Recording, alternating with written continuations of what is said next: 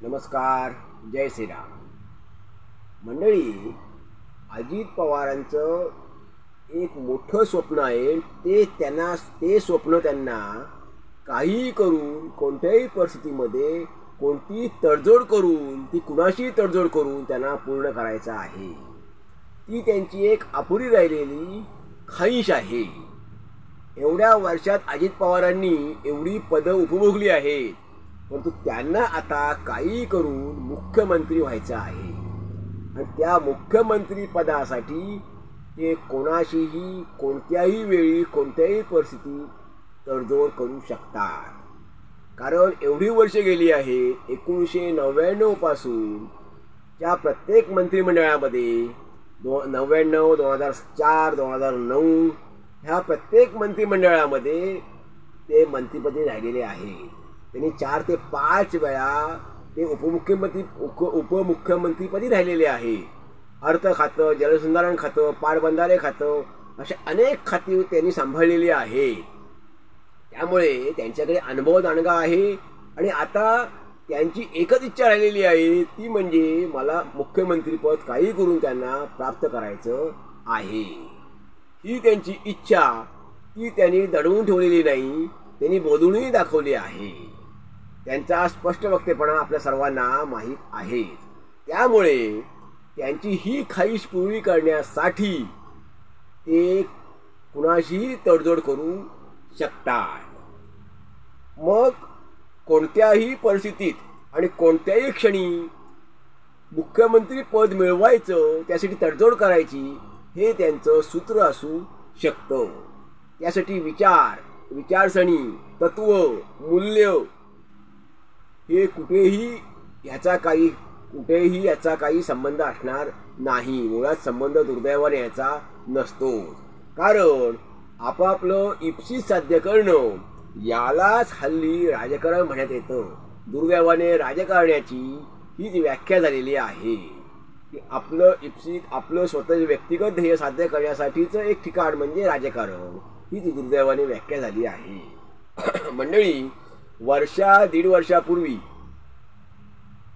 ते अजित पवार हे शरद पवारांकडून का फुटले किंवा तिथून ते बाहेर का पडले ह्याचा आपण विचार केला पाहिजे.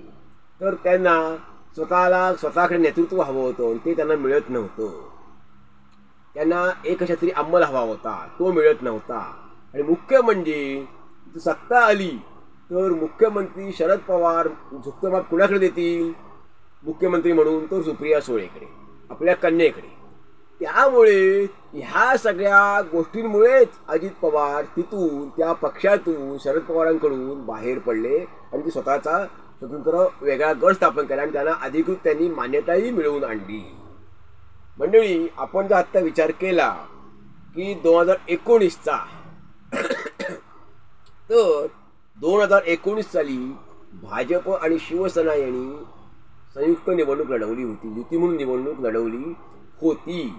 तर त्यावेळी ज्या शिवसेनेला भाजपने जागा देऊ केल्या होत्या, त्या खरं तर त्यांच्या आजपर्यंतच्या परंपरेला, शिवसेनेच्या परंपरेनं शोभणाऱ्या होत्या.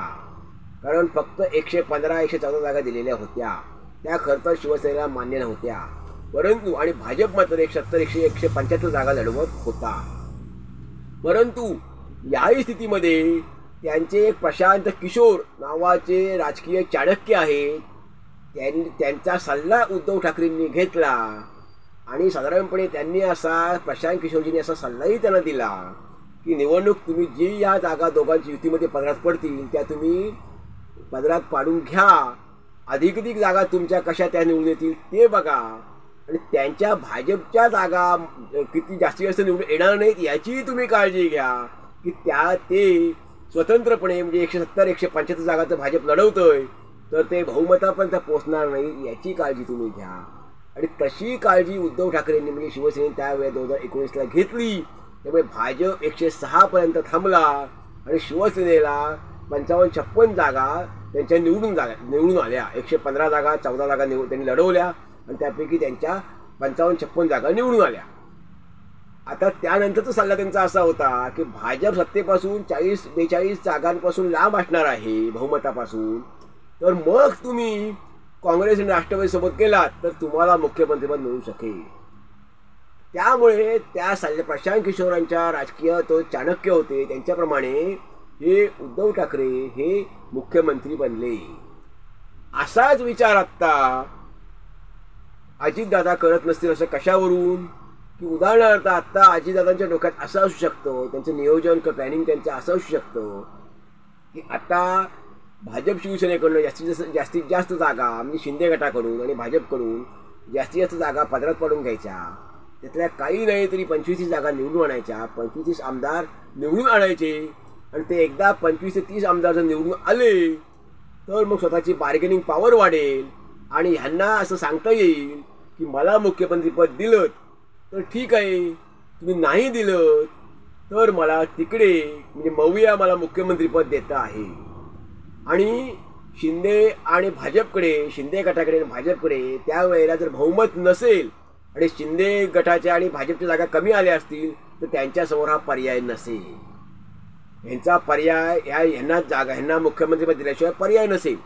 परंतु त्यांच्या जागा जर कमी असतील तर मात्र मग अजितदादा असं त्यांना म्हणणार आहे, जर तुम्ही दिला नाही तर इकडे मी जातो, त्यांच्या मवियाकडे जातो आणि मविया मात्र हार घेऊन उभे असेल आणि ढोल ताशे घेऊन त्यांना मुख्यमंत्री पदासाठी त्यांना हार घालेल, त्यांचं स्वागत करेल. ह्याचं कारण असं आहे, मवियाचं एकच ध्येय आहे, ते म्हणजे फडणवीस आणि शिंदे ह्यांना ह्या पदांपासून सत्तेपासून दूर खेचणं, हे खाली आणणं आणि त्यानंतर त्यांना त्रास देणं. त्यामुळे ते काहीही करून अजितदादांना नंतर त्यांच्या जर 25 जागा आल्या तर त्यांना मुख्यमंत्री पदावर देखील बसवू शकतात.